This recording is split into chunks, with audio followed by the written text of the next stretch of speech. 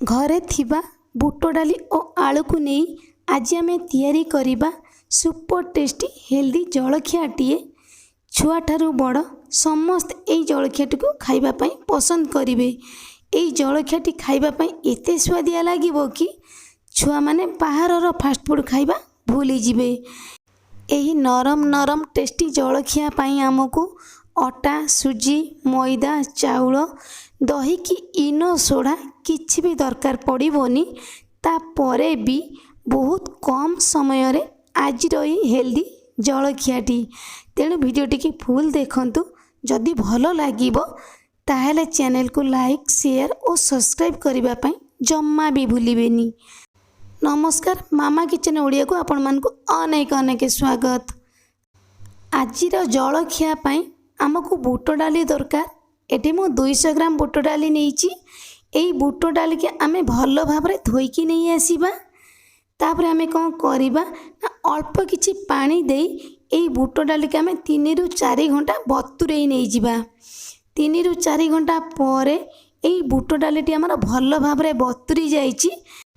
एई बुट डाली के आमे आउ थरे भल भाबरे धोईकी नहीं आसीबा। एपट गोटे मिक्सर जार आमे एई बुट डाली की देई दबा। जेते की बुट डाली हमर एई मिक्सर जार धरिबो।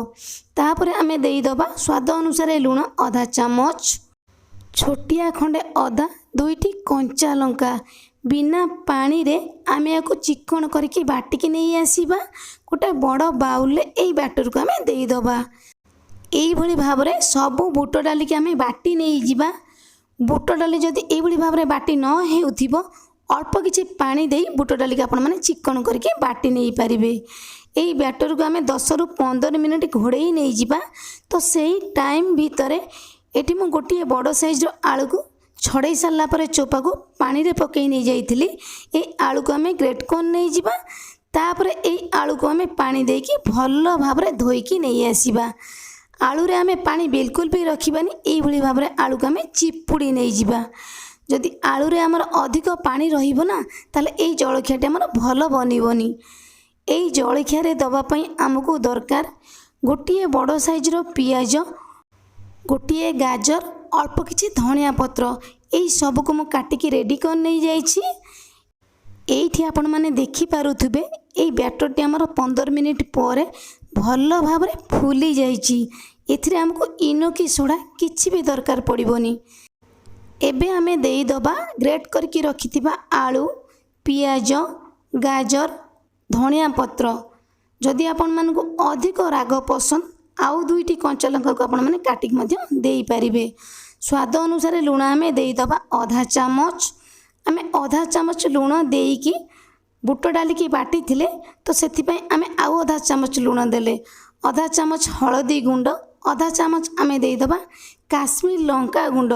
एई जलखियाटी हमर टिके देखिबा पई भलो देखा जिवो। बिल्कुल भी आमे पानी दबानी। एई बैटर को आमे भलो भाबरे टिके गोळेई नै जिबा। 5 रु 7 मिनिट गोळेइबा। जेतिके आमे एई बैटर को भलो भाबरे गोळेइबा ना जलखियाटी हमर सेतिके सॉफ्ट बनिबो। एपट गोटे कड़ाई की मु गरम कर नहीं जाइथिली। आमे देई दबा 2 चामच तेल। तेल गरम हो गला पर आमे गोटे चामच बैटर को देई दबा। हल्का टिके चामच रे आमे प्रेस कर नहीं जिबा। 3 रु 4 मिनिट गैस रो फ्लेम को मीडियम रखी आमे छाड़ी दबा। 3 रु 4 मिनिट पर एई जलखियाटी हमर हेई गलानी। आमे लेउटेई नहीं जिबा। एई भली भाबरे आपण माने कड़ाई रे जलखिया को बनेई पारिबे। नल नहीं कोन करिवे ना एपटे गोटे तावा मु गरम कर नहीं जाइथिली। आमे देई दबा 2 बड़ चामच तेल। एई तेल को आमे तावा चारि पाखा जंग भल भाबरे टिके लगेई दबा। एई भली भाबरे गोटिए गोटे चामच बैटर को आमे देई दबा। सेम प्रोसेस रे आमे एई बैटर को हल्का टिके प्रेस कर नहीं जिबा। कड़ाई रे आपण माने बनेई पारिबे। तावा रे मध्य एई जलखिया को आपण माने बनेई पारिबे। किंतु तावा रे बनेले ना भल बनिबो। कड़ाई रे बनेले हमर अधिक तेल टाणिबो। तावा रे बनेले हमको अधिक तेल दरकार नाही। केवल 2 चामच तेल रे सबु जलखिया हमर बनिकी रेडी हेई जिवो।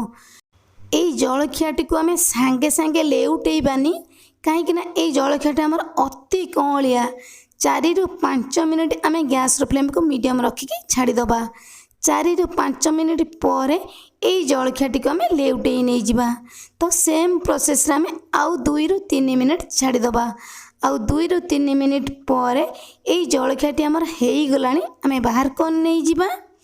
ମୁଁ ପାଖରୁ ଆପଣମାନଙ୍କୁ ଦେଖେଇ ଦେବି ଏଇ ଜଳଖିଆଟି ଆମର କେତେ ସୁନ୍ଦର ଦେଖାଯାଉଛି। ଆଉ ତାୱାରେ ଆମେ ତେଲ ବିଲକୁଲ ବି ଦେବାନି। ତ ସେଇ ସେମ୍ ତେଲରେ ଆମେ ଆଉ ଗୋଟେ ଚାମଚ ବ୍ୟାଟରକୁ ଦେଇଦେବା। ହାଲକା ଟିକେ ତାକୁ ପ୍ରେସ୍ କରି ନେଇଯିବା। 3 ରୁ 4 ମିନିଟ୍ ଛାଡ଼ିଦେବା। 3 ରୁ 4 ମିନିଟ୍ ପରେ ଏଇ ଜଳଖିଆକୁ ଆମେ ଲେଉଟେଇ ନେଇଯିବା। ତ ଏଇଭଳି ଭାବରେ ଆମେ ସବୁ ଜଳଖିଆକୁ ବନେଇକି ରେଡ଼ି କରି ନେଇଯିବା। ଏବେ ଆମର ରେଡ଼ି ହେଇଯାଇଛି ବୁଟ ଡାଲି ଓ ଆଳୁକୁ ନେଇ ସୁପର ଟେଷ୍ଟି ହେଲ୍ଦି ଜଳଖିଆଟିଏ। ଏଇ ଜଳଖିଆଟି ଖାଇବା ପାଇଁ ଏତେ ସୁଆଦିଆ ଲାଗିବ କି ଛୁଆମାନେ ବାହାରର ଫାଷ୍ଟଫୁଡ଼୍ ଖାଇବା ଭୁଲିଯିବେ।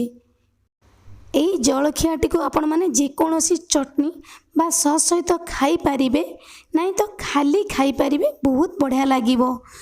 ଆଉ ଯଦି ଘରେ ଜେଜେମା କି ଆଈ ଅଛନ୍ତି, ସେମାନେ ଟାଣ ଜିନିଷ ଚୋବେଇ ଖାଇପାରୁନାହାନ୍ତି, ଏଇ ଜଳଖିଆଟିକୁ ସେମାନଙ୍କୁ ବନେଇକି ଦିଅନ୍ତୁ, ସେମାନେ ଖୁସି ଖୁସିରେ ଖାଇବେ।